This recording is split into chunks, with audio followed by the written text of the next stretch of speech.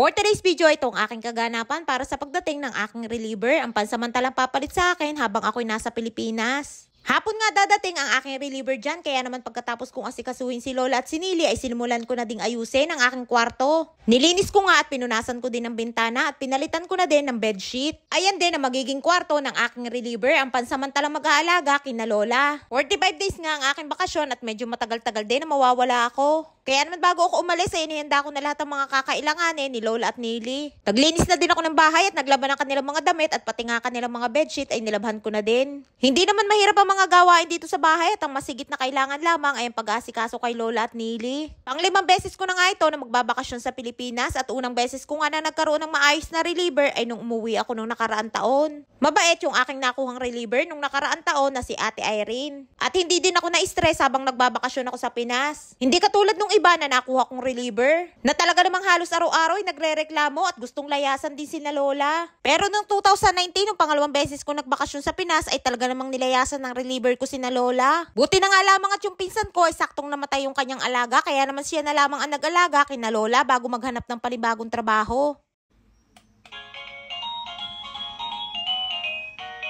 Ayan nga't pati nga doorbell ko dito sa kwarto ay tinesting ko na din kung maayos na gagana. Doorbell ang ginagamit ni Lola na pantawag sa akin kapag kailangan niya ako. At pati nga electric pan ay inilabas ko na din dahil tag-init na dito sa Israel. Ang electric pan na yan ay binili pa ni Rapi, ang manugang ni Lola. Nakakatuwa nga ang electric pan na yan dahil de remote control, hindi mo na kailangan bumangon para patayin at buhayin. Pag si Rapi nga ang bumili ay medyo may pagkagalante. Ayos nga lang sa akin kahit simpleng electric pan at kahit hindi de remote control. Pero ganyan ang binili niya para mas maganda daw. Pero yung ibang mga caregivers naman dito sa Israel ay de-aircon ng kanilang kwarto. Eto nga, tumawag na ang aking reliever at nasa baba na daw siya. At ipapakilala ko na din po sa inyo ang pansamantalang mag-aalaga kina Lola habang ako'y nasa Pinas at nagbabakasyon. Marami nga din po nagtatanong paano na daw sina Lola, sino daw ang mag-aalaga. At eto na nga po ang aking mabait na reliever na si Ate Nora. Akalain niyo po ba sa itsura ni Ate Nora ay isa na pala siyang senior? 62 years old na nga si Ate Nora at bagets na bagets at mukha pa din bata. Nung naghanap nga ako ng reliever at nakuha ko si Ate Nora ay March pa lamang ay nagpunta na siya dito sa bahay para makita at makilala ang aking mga alaga.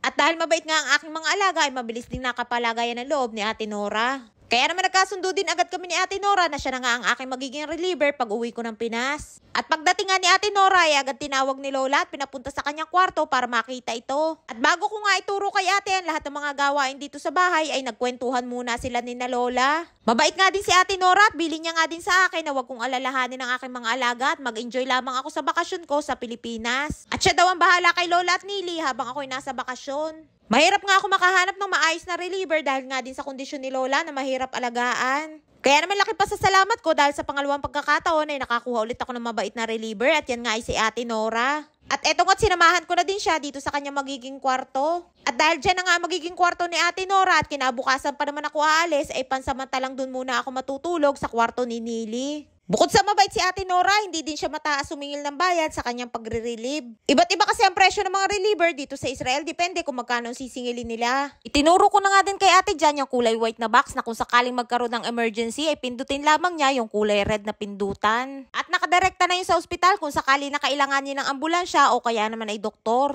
At bago nga din ako umalis ay pinagluto ko si Lola ng chicken meatball soup. At chicken meatballs na may halong repolyo na niluto ko naman sa may tomato sauce. At ang mga pagkain naman ni Nili ay mabilis lamang at naituro ko na din kay Ate Nora lahat ang kanyang mga gagawin. At gumawa na din ako ng listahan ng mga pagkain ni na Lola at Nili at kung anong oras sila kumakain. Maraming po salamat sa inyo laging panonood. Mag-iingat po kayo palagi.